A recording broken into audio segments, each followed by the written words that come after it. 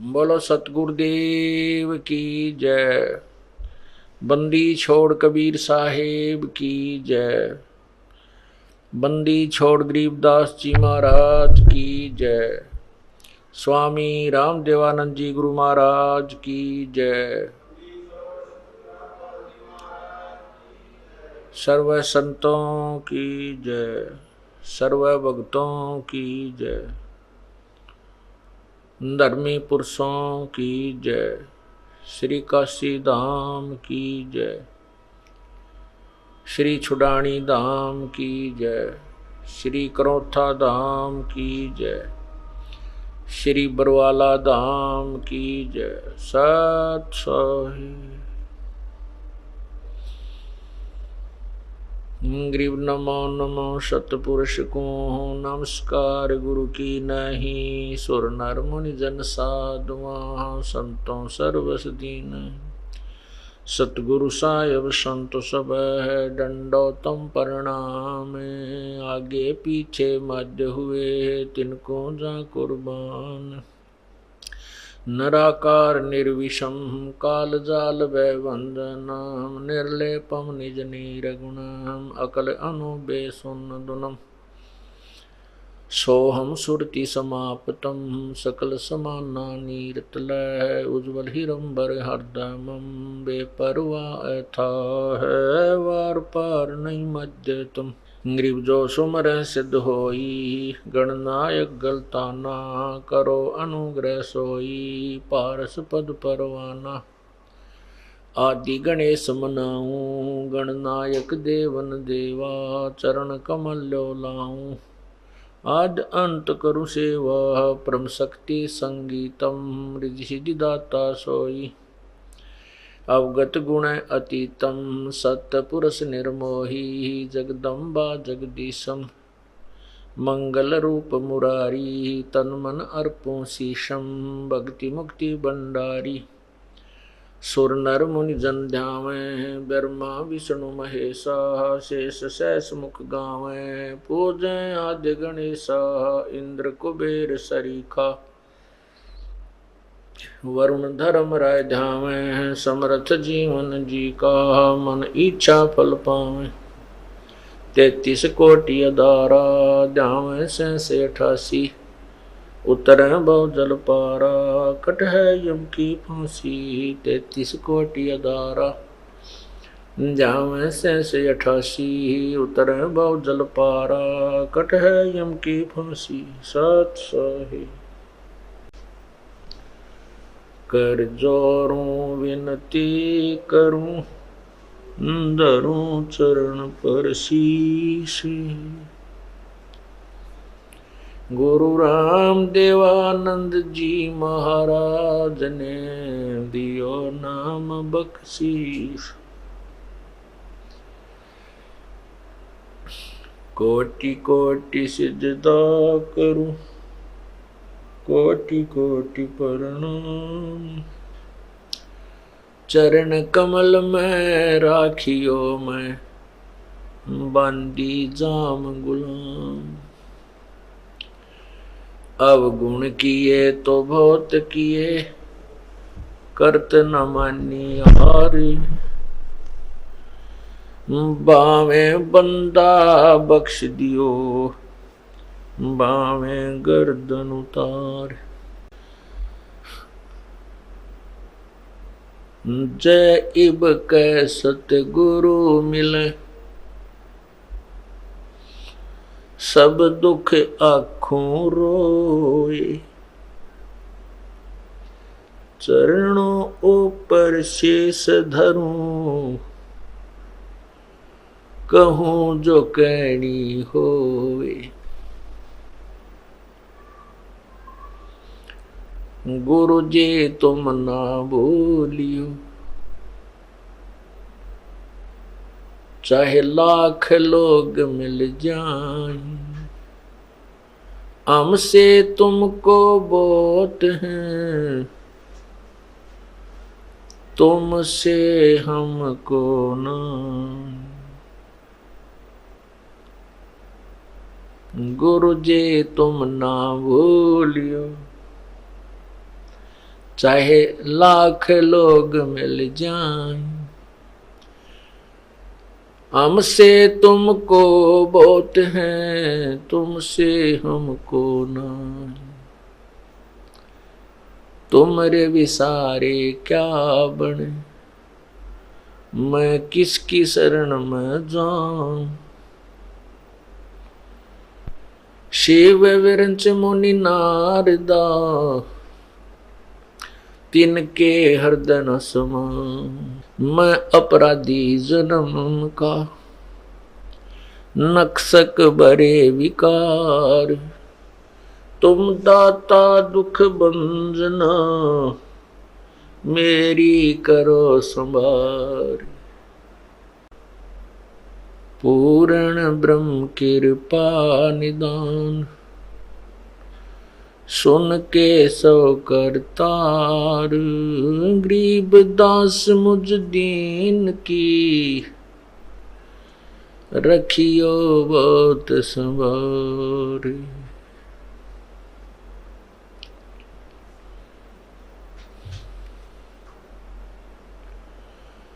राम नाम रटते रहो, जब तक घट में प्राण। कब हो तो दीन दयाल के, बिनक पड़ेगी काम। लूट सको तो लूटियो, राम नाम के लूट। पीछे फिर पछताओगे, प्राण जहांगे छूटे। नहीं भरोसा देही का, विनस जावे छिन माही। श्वास उश्वास में नाम जपो, और यतन कछु नाही। श्वास उश्वास में नाम जपो, व्यर्था श्वास मत खो। ना जाने इस श्वास को, आवण ओक न हो। कभी वो पृथ्वीपति चकवे गए, जिनके चक्र चलंत। रावण सरीखे कौन गिने, ऐसे गए अनंत। पहले गए ना बावड़े, रहते भी सब जाही। बिन सायब की बंदगी, कहीं ठोर ठिकाना नहीं। जैसा मोती ओस का, ऐसी तेरी आव। गरीब दास करो बंदगी, बोर न ऐसा दाव। मानुष जन्म दुर्लभ है, ये मिले न बारंबार। तरवर से पत्ता टूट गिरे, वो बोर न लगता डर।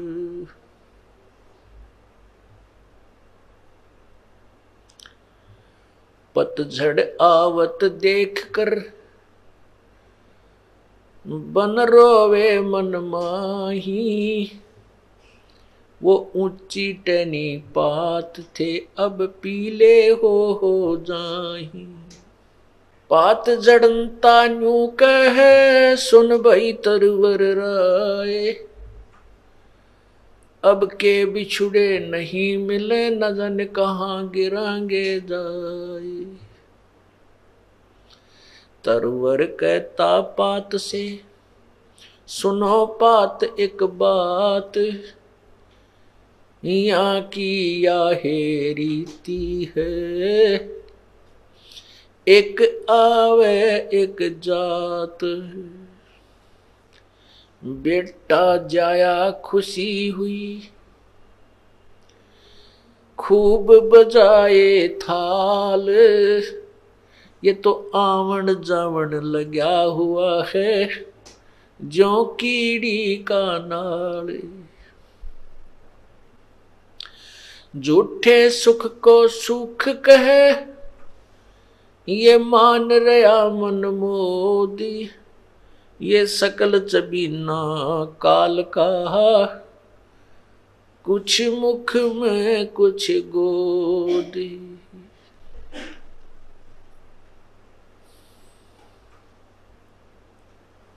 परमपिता परमात्मा बंदी छोड़ सारी सृष्टि के रचनहार कुल मालिक कबीर देव, कबीर परमेश्वर, कबीर साहब, हम काल जाल में फंसी हुई अपनी आत्माओं को अपने निज घर की खबर, जानकारी, उस सतलोक का ज्ञान स्वयं ही बताने के लिए आते हैं। हमने अपने पैर पर स्वयं ही कवाड़ा मारा था, अपने पैर को आप ही काटा था, अपने परमपिता से हम दूर हुए थे। इस काल की इस नाटकबाजी को, ड्रामाबाजी को जो ये तप कर रहा था वहाँ पर सतलोक में, उसको देख करके हम इस पर आसक्त हुए थे।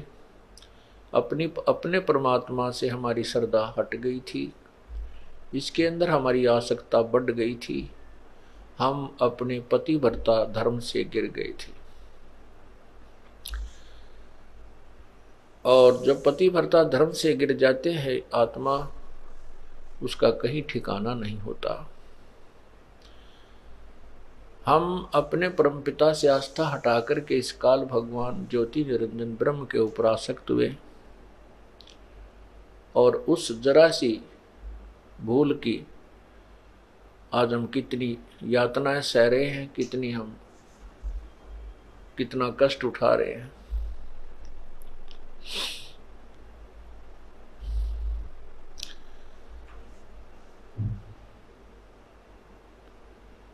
राजा राम की कार उलंगी गई, सीता लंक मजारे। 10 मस्तक रावण के काटे, विवेक सुन को राज दिया रे। परमात्मा बंदी छोड़ कबीर परमेश्वर हमें याद दिलाते हैं कि जैसे यहाँ की जो कथाएं आपने सुन रखी है, क्योंकि हमारा धर्म पवित्र धर्म में जन्म हुआ, बचपन से ही हम जो कथाओं की, जिन भगवानों की महिमा हम सुनने लगे थे, वो हमारे हृदय में समाई हुई हैं। उन्हीं के उदाहरण से हमें समझाने की चेष्टा करते हैं परमात्मा कि जैसे सीता जी ने जो लक्ष्मण जी ने कार लगाई थी कि इस रेखा के बाहर मत आना, इस रेखा से बाहर मत जाना, सीता जी को कहा था जब तक हम वापस नहीं आए तब तक आप इस रेखा से बाहर नहीं आना। अब सीता जी ने रावण को ना पहचान कर, वो एक साधु वेश में था और उसकी बातों में आकर के सोचा था कि इस रेखा से थोड़ा सा दूर जाऊंगी, इसमें क्या फर्क पड़ता है। अब वह तो उसकी सोच थी कि कुछ नहीं फर्क पड़ेगा, लेकिन जिन्होंने ये लगाई थी रेखा वो जानते थे कि जिसका घर ही छूट गया है तो उसके ऊपर आपत्तियां कितनी ही आ सकती हैं। जिसका राज भी छूट गया है तो उस पर आपत्तियां और भी बहुत आ सकती हैं। लेकिन सीता जी ने उनकी बातों के, उनके वचनों का उल्लंघन किया, परवाह नहीं की और उसके प्रतिफल में कितना कष्ट उठाया।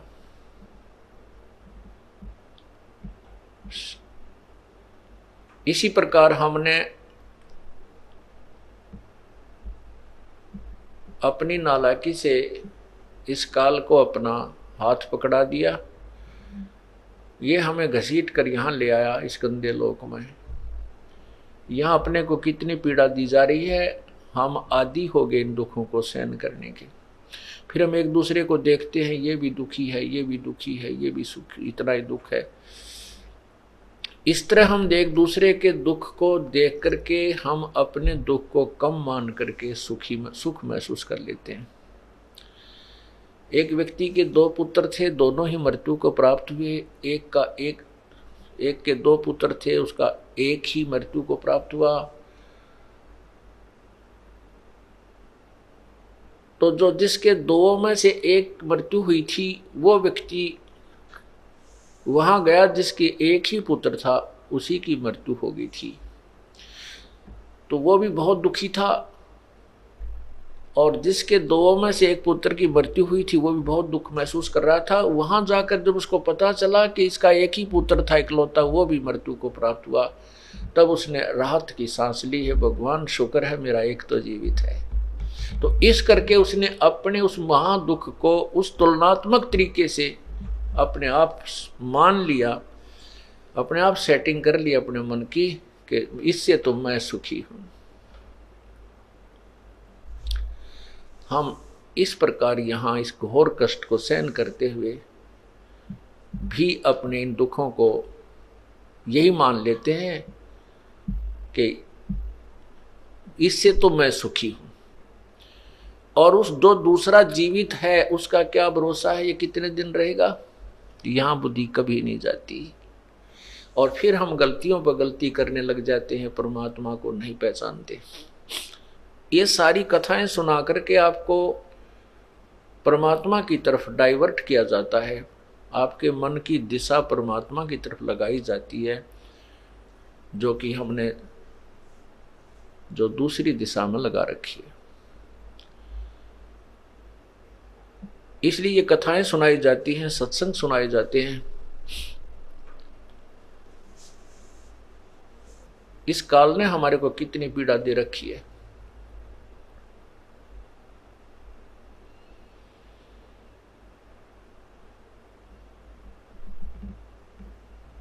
एक किसी भी पशु पक्षी के जीवन को आप देखिए, सर्दी का मौसम, दिसंबर जनवरी का महीना, और कुत्ते तथा कुतिया की योनि प्राप्त हो, शरीर प्राप्त है,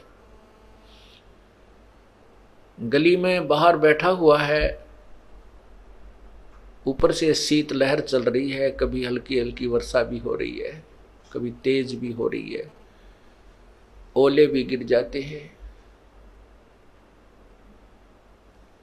और उस प्राणी को कहीं छुपने को स्थान नहीं है। जब वो 8 कमरे बना करके 8 कक्ष की कोठी में रहता था, 4 नीचे 4 ऊपर, फिर तीसरी अटारी कारों में चलता था,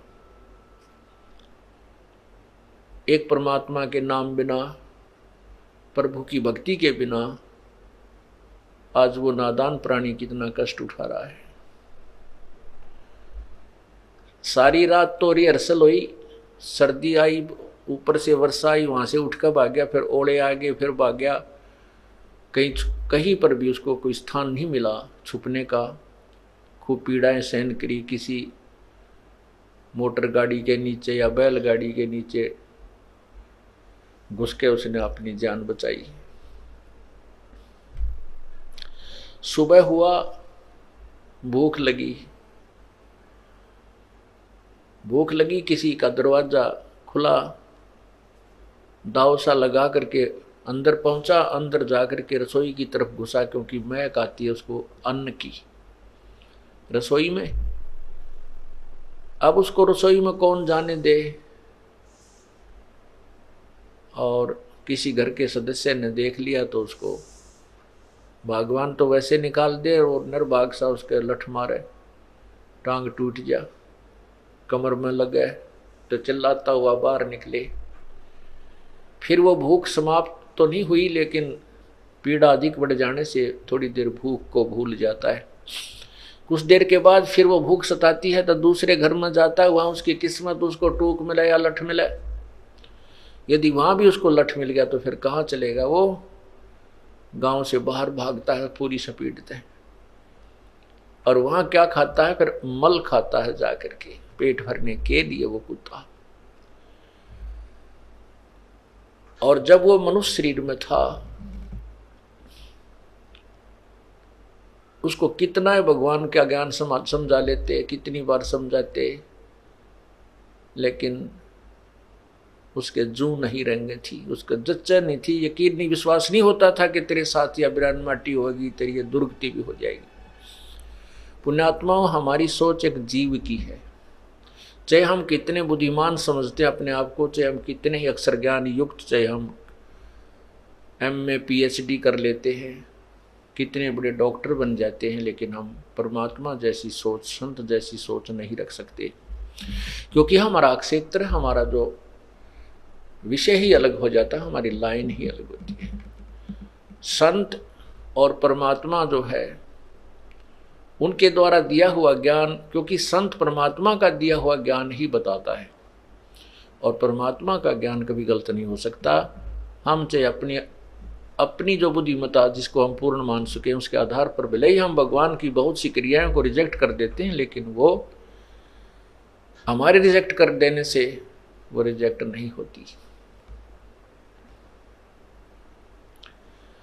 इसलिए हमने परमात्मा की प्रत्येक वाणी पर ध्यान रखना चाहिए, विचार अमल करना चाहिए, उनको सत्य माननी चाहिए। परमात्मा क्या बताते हैं?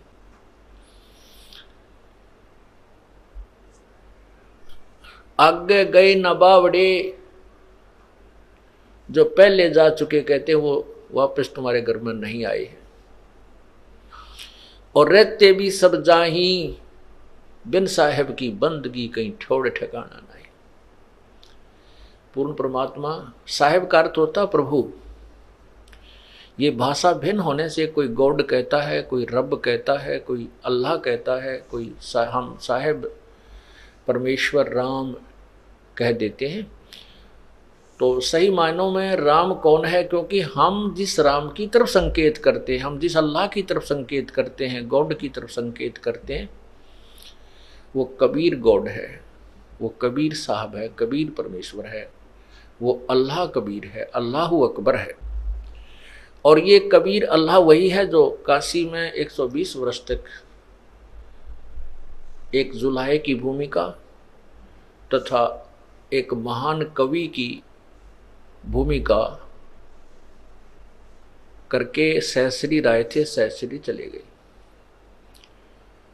अब राम की परिभाषा, डेफिनेशन ऑफ गॉड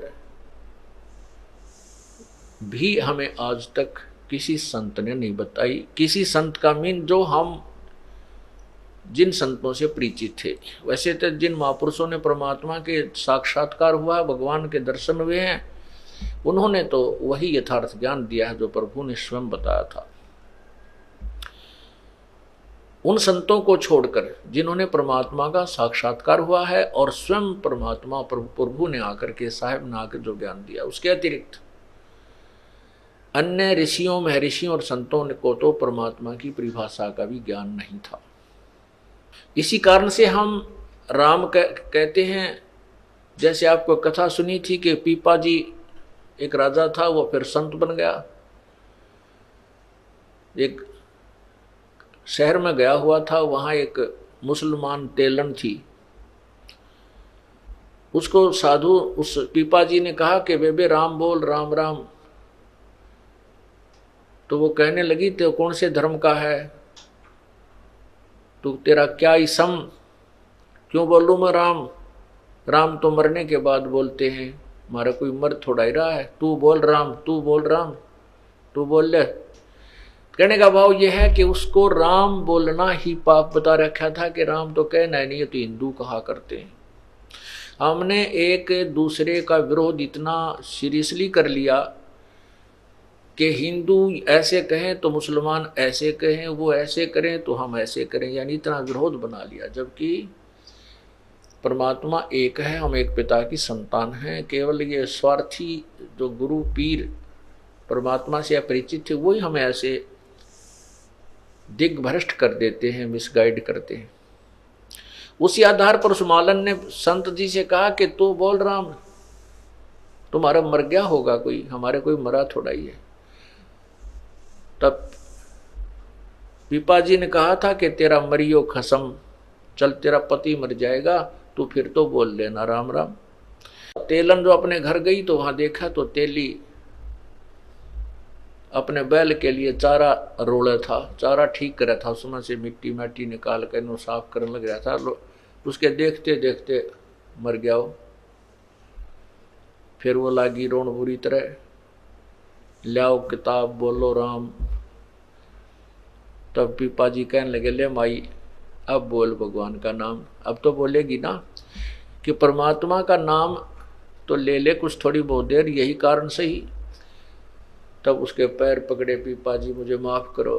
तब उसने कहा, नालायक, भगवान एक है, हमने दो बना लिए। उसी समय तेली को जीवित कर दिया।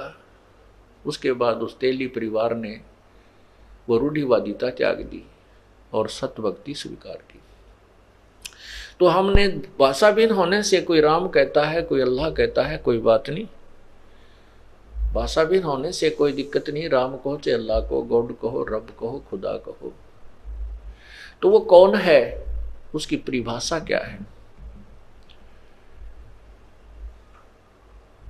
प्रभु की जो परिभाषा है, सबसे पहले तो ये कि जैसे जिस भी प्रभु में जितनी शक्ति है वो उतना ही स्वामी है, उतना ही मालिक है।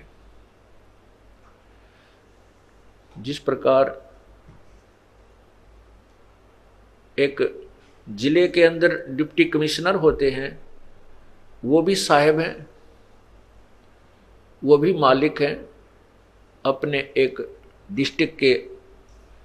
फिर कमिश्नर भी साहब है, वो 4-5 डिस्ट्रिक्ट्स के ऊपर होता है, जिलों पर। फिर मंत्री साहब होता है, वो एक विभाग में मालिक है।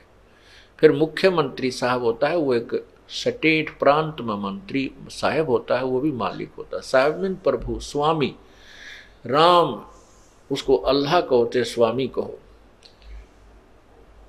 और प्रधानमंत्री बहुत से राज्यों पर, बहुत से स्टेट्स के ऊपर मालिक होता है। और राष्ट्रपति पूरे राष्ट्र पे जो है ओवरऑल कंट्रोलर होता है, तो वो भी साहब है। राष्ट्रपति साहब, प्रधानमंत्री साहब। तो अब हम जैसे यहाँ ब्रह्म बोला जाता है, वैसे ब्रह्म का अर्थ भगवान होता है, ब्रह्म कहो। अब यहाँ जैसे कोई भी किसी ऑफिस में काम करते हैं, जैसे हम ऑफिस में काम करते थे, ये दास जेई लगा हुआ था, तो एक्शन ऑफिस में जाते थे तो वहाँ के क्लर्क लोग यही बोलते थे कि साहब का ऐसा आदेश है, साहब ने ऐसा कहा।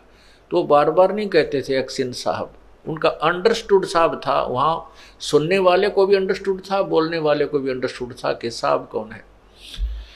तो उस डिवीज़न का वो साहब अंडरस्टूड था।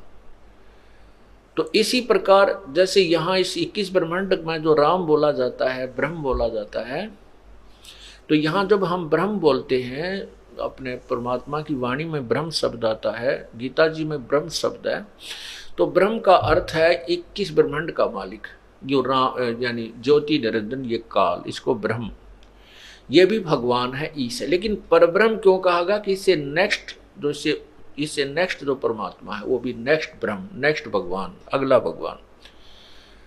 और पूर्ण ब्रह्म इसलिए कहा गया क्योंकि ब्रह्म भी बहुत हैं, परब्रह्म भी बहुत हैं, उसके अंतर्गत बहुत से लोग हैं, इसलिए पूर्ण ब्रह्म बोला गया। पूर्ण भगवान, पूर्ण परमात्मा, कंप्लीट गॉड, ऑलमाइटी गॉड, यानी वो भी राम है और वो सबके ऊपर परमात्मा। इसलिए ब्रह्म, परब्रह्म, ब्रह्म माने भी भगवान होता है। जैसे ईश बोलते, ईश, ईश माने स्वामी। जैसे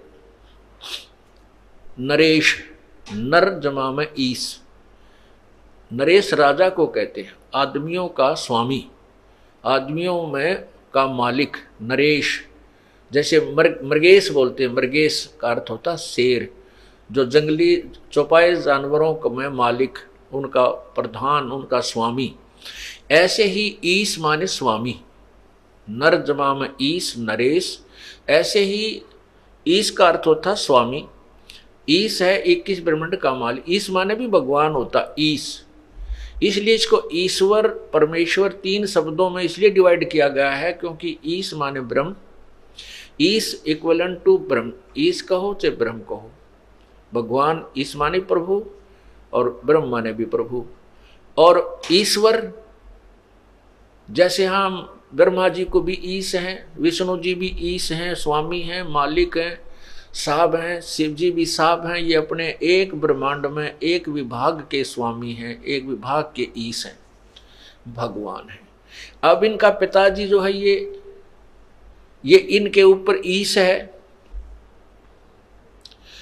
इनके ऊपर स्वामी है। तो इस ब्रह्मांड में जो ईश है ब्रह्म है, ये ब्रह्म है, काल ब्रह्म है, ज्योति निरंजन है, इसको हम ईश मानकर चलते हैं। और इससे बड़ा जो है जो ईश्वर, ईश्वर माने जो भगवानों में श्रेष्ठ, और परमेश्वर जो ईश्वर, ईश माने स्वामी, वर माने श्रेष्ठ, यानी भगवानों में श्रेष्ठ, और सब भगवानों में श्रेष्ठ से का भी श्रेष्ठ, परम श्रेष्ठ। वर माने पति भी होता है, ईश्वर वर वधु। तो ईश्वर का अर्थ है उस स्वामी का भी, उस ईश का भी पति मालिक ईश्वर। और परमेश्वर, परमेश्वर उस ईश्वर का भी परम वर, उस ईश्वर से भी परम श्रेष्ठ परमेश्वर कहलाता है। ईश ब्रह्म, ईश्वर पर ब्रह्म, और परमेश्वर पूर्ण ब्रह्म, परम अक्षर ब्रह्म। इस प्रकार हमने ये प्रभु की जो डेफिनेशन है ऐसे समझना है। ये तो केवल एक नाम को क्लैरिफाई किया है कि परमात्मा हम किसको मानते हैं। जैसे हम विष्णु भगवान के अवतार श्री कृष्ण श्री रामचंद्र जी को भी राम बोलते थे, भगवान कहते हैं। ये भी स्वामी है, जितना क्षेत्र इनका विभाग है, जितनी इनकी पावर है, इतने राम हैं ये, इनको नकारा नहीं जा सकता। जैसे एक विभाग होता है, उसमें जिस भी अधिकारी कर्मचारी का जितना कार्य क्षेत्र है, जितनी उनकी पावर है, उतने वो साहब होते हैं और उतने वो आदरणीय होते हैं। हमने केवल ज्ञान, हम आपको केवल ज्ञान समझा रहे हैं, ये नहीं कह रहे कि ये रिजेक्टेड है, इनसे हमारा कोई लेना देना नहीं। जब तक हम इस काल के देश में हैं, हम इन भगवानों के अधीन हैं। हमने इनके प्रत्येक मर्यादा का पालन करना है, इनके नियमों के अंतर्गत रहना है, नहीं तो हम दोषी बन जाते हैं। जैसे हम विदेश में गए हों तो उस देश के कानून में हमें रहना पड़ेगा, चाहे हम कहीं वापस आना चाहेंगे तभी आ सकेंगे जब उनकी सब मर्यादाओं में रहते हुए अपना धनी होंगे, वापस आने जोगा ब्योंत कर लेंगे। यदि हम वहाँ दोष कर देंगे तो हमारा वहाँ फिर सजा हो जाएगी। इसलिए हमने इनके यहाँ के जो नियम हैं इनको भी पालन करना है और इन भगवानों का सत्कार करना है, लेकिन पूजा केवल अपने ही परमात्मा पूर्ण ब्रह्म की करनी है। जैसे किसी भी ऑफिस में आप जाइए, चाहे भले ही आप किसी मंत्री मुख्यमंत्री के भी व्यक्ति हो, फिर भी आपको वहाँ के कर्मचारी अधिकारियों को सत्कार ही कर देना होता है शिष्टाचार के नाते। नहीं तो वो उल्हाड़ा देंगे कि आपका व्यक्ति आया था और हमारे साथ बदतमीजी की, तो वो साहब वो मंत्री और मुख्यमंत्री भी आपसे रुष्ट हो जाएगा कि तो भाई ऐसा नहीं। तो इस प्रकार हमने कहने का भाव यह है कि हम प्रत्येक मर्यादा को निभाते हुए भक्त बनेंगे और परमात्मा पाएंगे। अब जो प्रसंग चल रहा है, हम इस काल भगवान के जाल में फंस गए और अभी तक हमें इस काल ने इतना ज्ञानहीन बना दिया कि हमें ये भी नहीं मालूम कौन राम है, हम किसकी पूजा कर रहे हैं। अब जैसे मुसलमान भाई कहते हैं परमात्मा अव्यक्त है, अल्लाह निराकार है, मतलब वो अदृश्य है,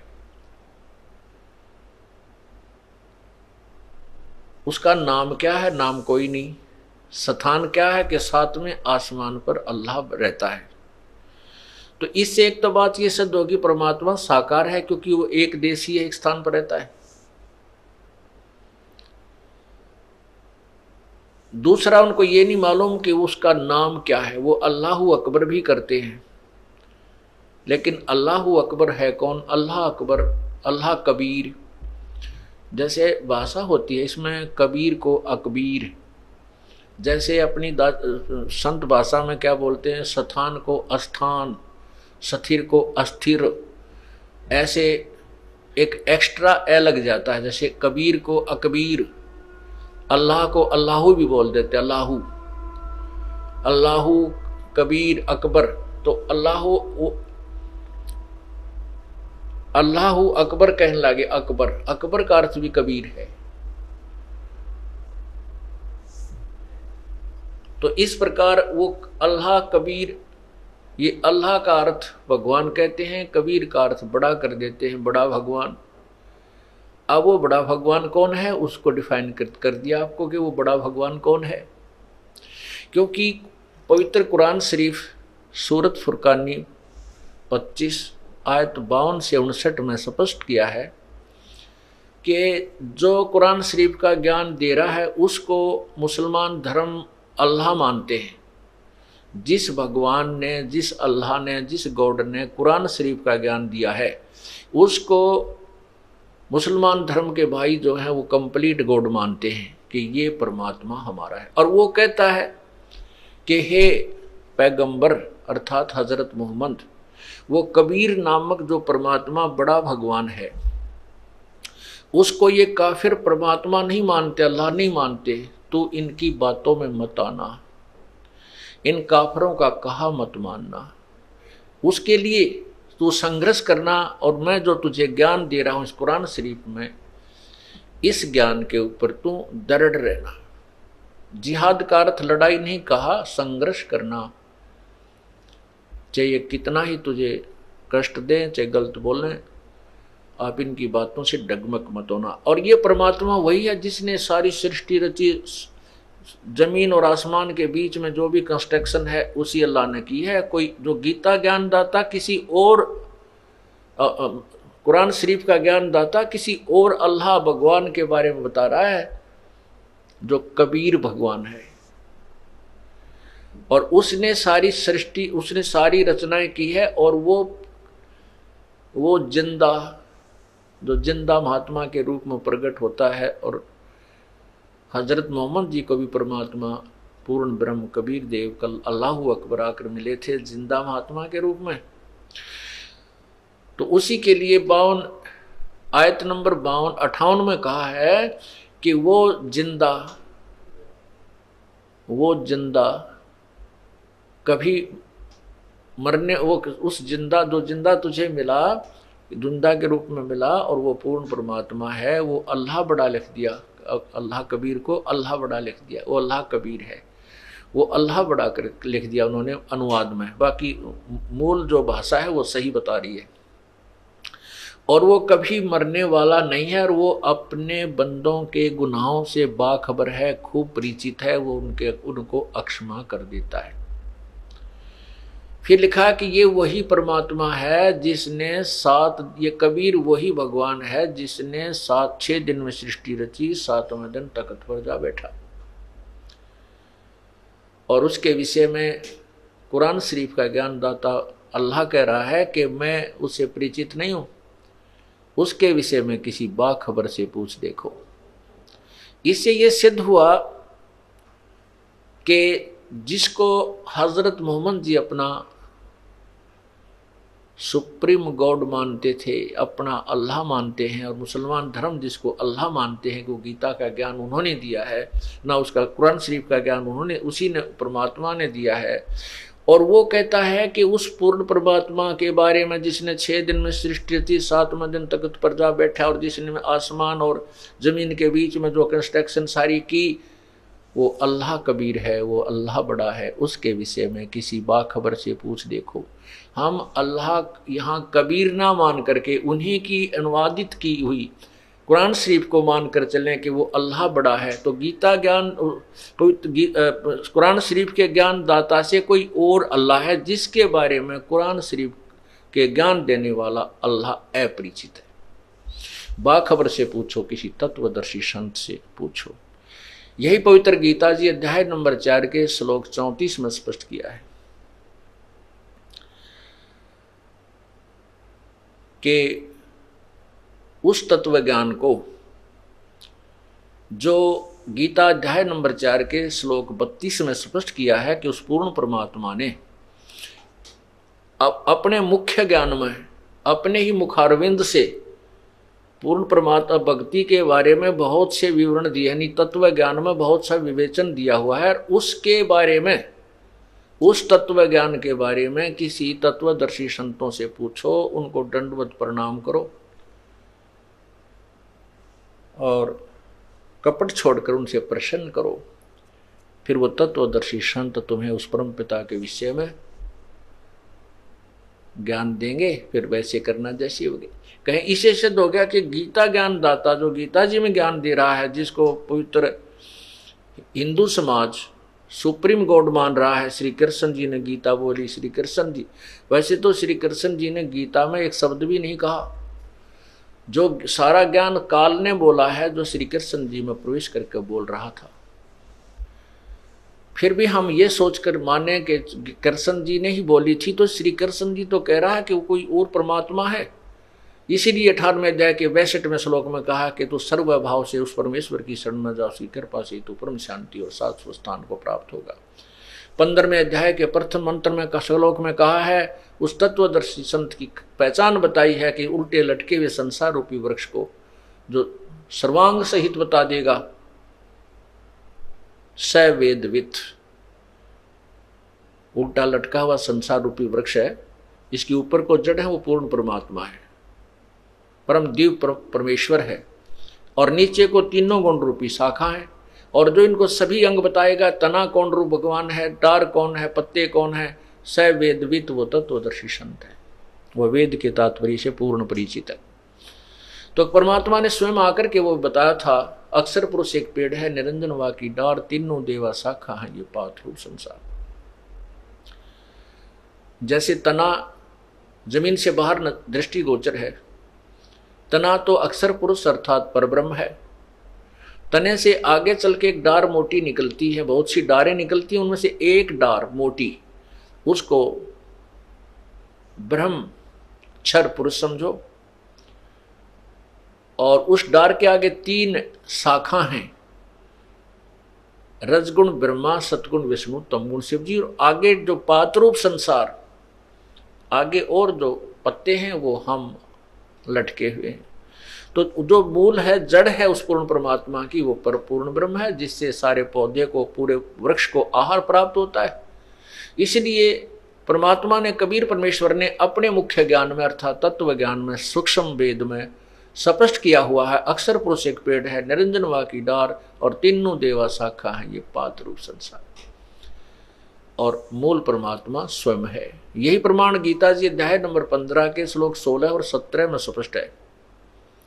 16 में क्षर पुरुष और अक्षर पुरुष ये 2 भगवानों के विषय में कहा है, और इनके विषय में बताया है कि ये भी नाशवान है, इनके जितने भी इनके शरीरधारी प्राणी हैं वो भी इनके लोकों में नाशवान है, आत्मा नहीं मरती।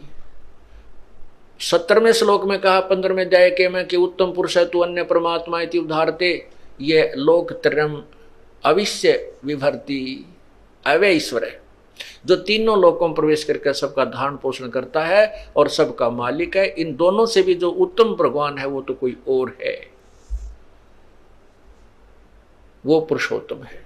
15वें अध्याय के 18वें श्लोक में जो कहा है गीता ज्ञानदाता ने कि मुझे तो लोकवेद के आधार पर पुरुषोत्तम मानते हैं, मैं पुरुषोत्तम नहीं हूं, पुरुषोत्तम तो कोई और है। तो कहने का भाव यह है कि पुण्यात्माओं, ये नहीं कहा जा सकता कि वेद और गीता और पुराण कुरान ये झूठे हैं, नहीं। इनमें ज्ञान उसी सत्र का है जैसे मैट्रिक के सिलेबस में, 10वीं के सिलेबस में 10वीं तक का ही उसमें नॉलेज होता है, बीए और एमए का नहीं होता, उसके लिए बुक्स अलग बनी होती है। सिर्फ इतनी सी बात है कि हम पहले जो पढ़ाई पढ़ रहे हैं वो तो पढ़ चुके, अब आगे पढ़ना है, अपने नेक्स्ट क्लासेस में होना है। ये जो पढ़ाई आप पढ़ रहे हो अर्थात जो साधनाएं आप करते रहे अभी तक, कर रहे हो। ये तो जन्म और मृत्यु 84 लाख योनियों में एक बहुत लंबा प्रोसीजर बना रहेगा। इससे आगे की पढ़ाई है कि कभी मृत्यु नहीं होगी। उस स्थान पर चले जाएंगे। 18वें अध्याय के जो 62वें श्लोक में कहा है कि तू उस परमेश्वर की शरण में जा, उसकी सर्वभाव से यानी पूर्ण रूप से समर्पण हो उस परम पिता के ऊपर। फिर अग्रम मग्रम नहीं रहे कि और देवता अन्य पूजाएं नहीं रहनी चाहिए। उस परमात्मा की शरण में सर्वभाव से जा, उसकी कृपा से तो परम शांति और शाश्वत स्थान यानी सत्यलोक, शाश्वत में सदा रहने वाला जो कभी एंड ना हो, नष्ट ना हो, उसको प्राप्त होगा।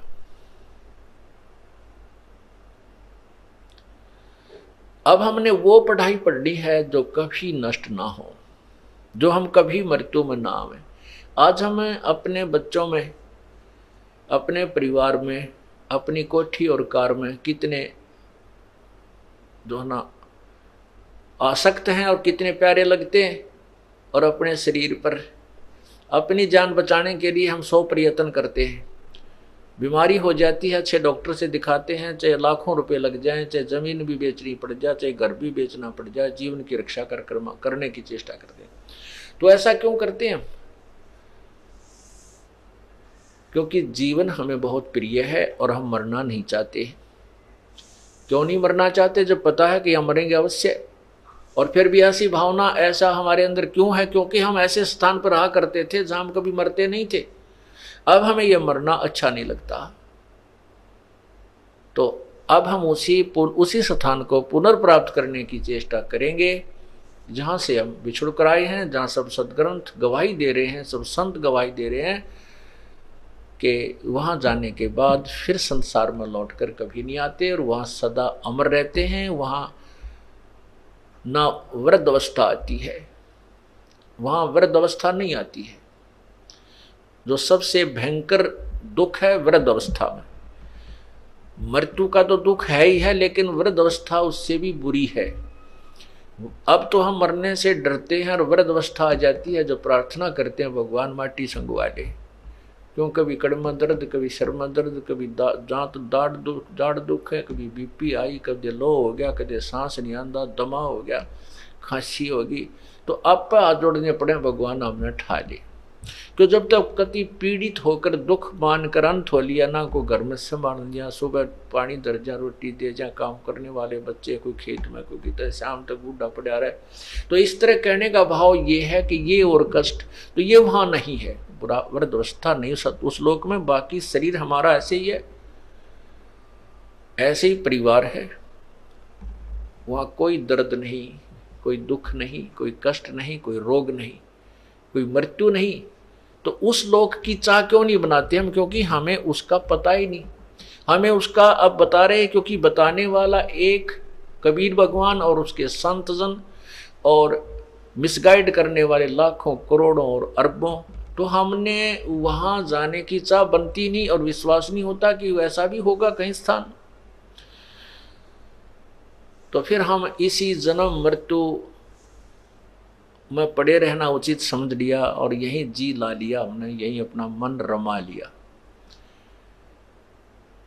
एक भक्त को ऐसे ही समझा रहे थे, वो दूसरा और बैठा था, वो सुन रहा था यही सतलोक की बातें। तो उसने काफी देर सुनने के बाद कहने लगा, महाराज जी, हम वैसे तो आप जो बता रहे हो या शायद तो अजीबो गरीब कथा कभी किसी ने सुनाई नहीं, तो और मैं ऐसा व्यक्ति हूँ, मैं जिस मार्ग पर लगता हूँ उसको कंप्लीट करके छोड़ता हूँ, चाहे मैंने कितना ही प्रयत्न करना पड़े। और मुझे ये भय लग रहा है कि यदि मैं आपसे नाम ले लूँ और मैं सिर धड़कीबाजी लगाता हूँ प्रत्येक काम पर, उसके तह तक पहुँचता हूँ, और कहीं मैं स्पीड से सतलोक पहुँच जाऊँ और वहाँ कोई भी ना पावे, मेरा जी ना लगे, वहाँ कोई भी ना हो, मेरा अकेले का दिल ना लगे, फिर मैं दुखी हो जाऊंगा। इसलिए मैं आपका नाम नहीं लूंगा, इस ज्ञान, इस मार्ग को मैं स्वीकार नहीं करना चाहता। अब ये तो कुछ तो उसकी बकवाद बड़ी बातें थी, क्योंकि जो भगवान नहीं चाहता वो अपनी कुछ सोच अधूरी सधूरी, कुछ उसमें उसकी बुद्धि यहीं तक काम करे थी। तो मैंने कहा भाई यहाँ कौन सा सुख मान रहा है, चल तो यहाँ ईब तो सुखी है, मान रहा अपने आप को, और फिर गधा कुत्ता सूअर बन जावांगे, फिर यहीं आके क्या टिंडेलेगा, न बोले अड़क घूमते फिरते तो दिखे जाएंगे, जी ला गया रहेगा। यानी दूसरे कुत्ते भाई दूसरे गधे दिखे जाएंगे, उनके साथ हम मन लगा रहेगा। हमारी बुद्धि काल ने चारों तरफ से घुमा कर यही सेट कर दी कि यहाँ से ये इच्छा छोड़े नहीं। और परमात्मा कहते हैं जहाँ आशा ता बासा हुई, मन कर्म वचन सुमरियो सोई।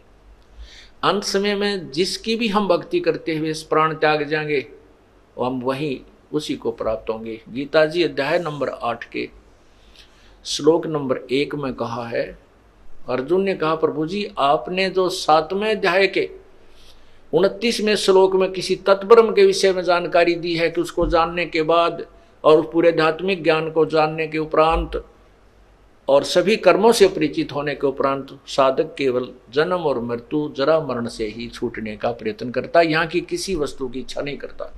तो किम तत्ब्रह्म, वो तत्ब्रह्म कौन है, मुझे उसके विषय में बताओ। तब 8वें अध्याय के 3रे श्लोक में उत्तर दिया है गीता ज्ञानदाता प्रभु ने कि वो परम अक्षर ब्रह्म है।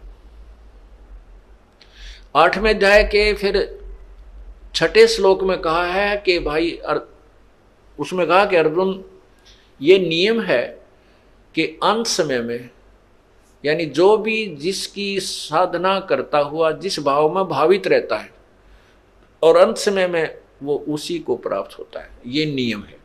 इसलिए 8वें अध्याय के 5वें श्लोक में कहा कि तू मेरी भक्ति कर और मुझे प्राप्त होगा। 8वें अध्याय के 7वें श्लोक में कहा कि तू मेरी भक्ति भी कर और युद्ध भी कर, तू मुझे ही प्राप्त होगा निसंशय। 8वें अध्याय के 8, 9, 10 3 श्लोकों में स्पष्ट किया है कि उस परम पिता दिव्य परम पुरुष परमेश्वर की जो साधना उस तत्वदर्शी संत के बताए अनुसार करता है और भक्ति के कमाई के योग बल, योग माने भक्ति, बल माने शक्ति, उस भक्ति की शक्ति नाम की कमाई के आधार से अंत समय में उसी को प्राप्त हो जाता है। जहां आशा ता बासा होई, मन कर्म वचन सुमरियो सोई। अब आशा अंत में, अब जैसे जो भक्ति करते हैं उनकी आस्था अपने भगवान में होती है, जो भक्ति नहीं करते हैं उनकी आस्था रह जाती है अपने बेटे और बेटियां में या किसी पोते पोती में, संपत्ति में। तो वो वही जन्म पुनर्धारण कर लेते हैं, उनकी वही जन्म हो जाता है, चाहे गधा बनो चाहे गधी, कुत्ता बनो चाहे कुटिया, या चाहे जो भी उसके संस्कारवश है, चाहे उड़े की चीड़ी वो क्या ना चीटी बन कर जन्म ले, वही आ जाएगा। तो इसलिए हम जिस भी परमात्मा की भक्ति करते हुए अंत समय तक, अब जैसे हम हर सुबह शाम दिन रात एक का मालिक याद रहता है, कबीर भगवान है, परमात्मा पूर्ण ब्रह्म है, वही हमने जाना है, वही भक्ति हम करें। तो हमारी अन्य भगवानों में जो आस्था नहीं रहेगी, ये बुरे भी नहीं लगते हैं।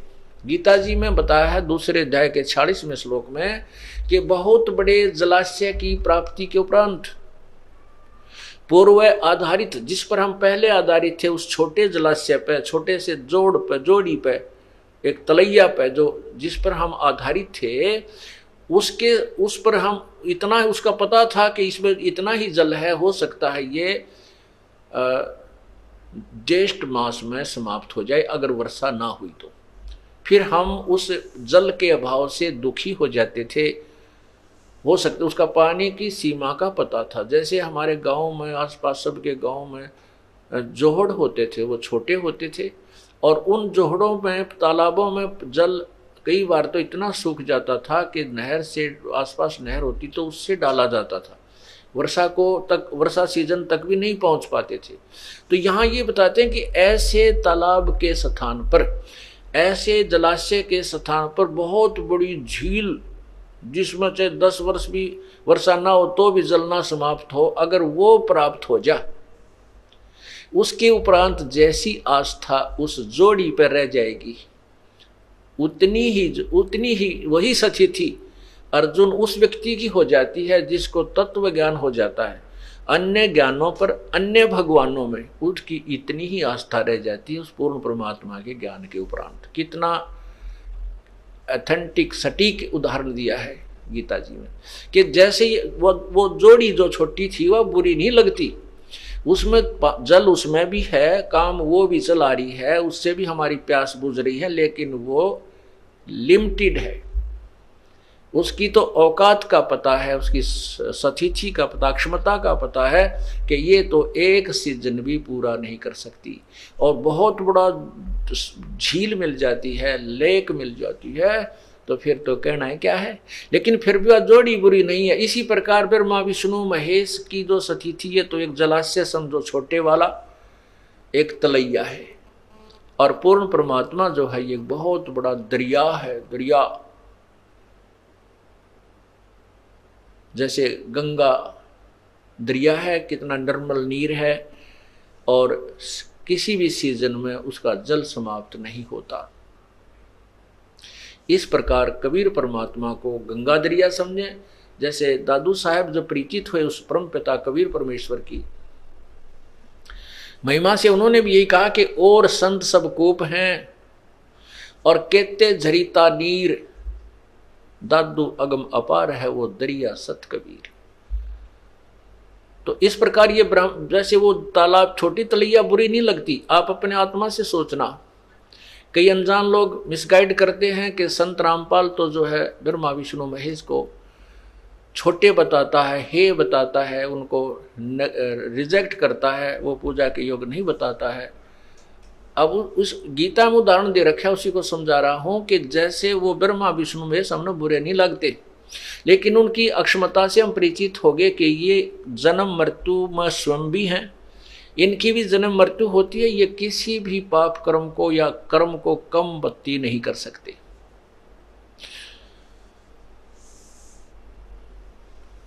और इनकी साधना से केवल इनका लोक प्राप्त होता है, और जब ये वहां हमारे पुण्य समाप्त हो जाएंगे, हमें पुण्य फिर आना पड़ता है, जन्म मृत्यु बनी रहेगी।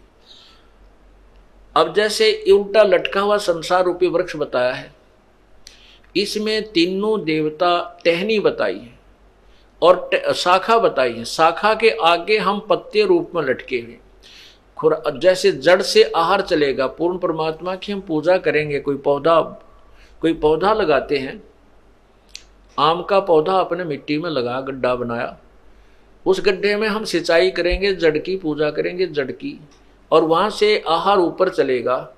वो आहार तने से होता हुआ, जड़ का दिया हुआ आहार तने से डार में, डार से शाखा में, शाखा ब्रह्मा विष्णु महेश है, ब्रह्मा विष्णु महेश से आगे हम हैं, तो तब हमें प्राप्त होगा। लेकिन प्राप्त जब होगा जब पूजा परमात्मा की करेंगे, पूर्ण ब्रह्म की करेंगे, वहीं से हमारे संस्कार बन के इनके पास आते हैं, फिर ये हमें डिस्ट्रीब्यूट देते हैं एज वर्क डन, जैसा हमने कर्म किया, दैट्स ऑल। ये बुरे नहीं, ये हम इनसे दूर नहीं, हम इनको छोड़ नहीं सकते, हम इनसे दूर हो ही नहीं सकते, क्योंकि हम इनके लोक में हैं। और ये भी आप और हमारे जैसे ही जीव हैं, ये पीव नहीं है, लेकिन हमसे परमात्मा है, श्रेष्ठ आत्मा है। जैसे राजा भी मनुष्य होता है, मानव होता है, लेकिन वो अन्य मानव से शक्ति में अधिक होता है, शक्ति में उसके पास पावर्स होती हैं। तो इसी प्रकार हम जीव हैं और ब्रह्मा विष्णु महेश भी जीव हैं, लेकिन ये यहाँ के प्रधान हैं, यहाँ के मंत्री हैं। इनमें और हमारे में इतना अंतर है, हम इनके आधारित हैं। तो इसी प्रकार, और लेकिन हमारा कुल मालिक कबीर परमात्मा है, जिसके ये भी आधारित हैं और हम भी आधारित हैं। इनको पता नहीं उसके विषय में, ब्रह्मा विष्णु महेश को कोई ज्ञान नहीं है कि वो सुप्रीम पावर कौन है। पुण्यात्माओं, क्योंकि हम ब्रह्मा विष्णु महेश जी को इतने सुप्रीम पावर मान चुके थे, इनके अलावा हम किसी को नहीं मानते थे। इसलिए हम ये कथा जो आपको बताते हैं कि ब्रह्मा विष्णु महेश कंप्लीट गॉड नहीं है, ये पूर्ण परमात्मा नहीं है, तो हमारे मन में धक्क देसी होती है, और ये दास की जो स्टेटमेंट आपको रॉन्ग लगती है, गलत लगती है। आपने ब्रह्मा विष्णु महेश के विषय में कहाँ से सुना था? पुराणों से, और पुराणों में स्पष्ट किया हुआ है कि तुम भगवान नहीं हो। ब्रह्मा और विष्णु के विषय में और रुद्र शिव के विषय में जो ब्रह्म है, ये काल कह रहा है कि तुम भगवान नहीं हो। कभी अपने आप को तुमने कैसे भगवान मान लिया। आपको प्रमाण दिखाते हैं।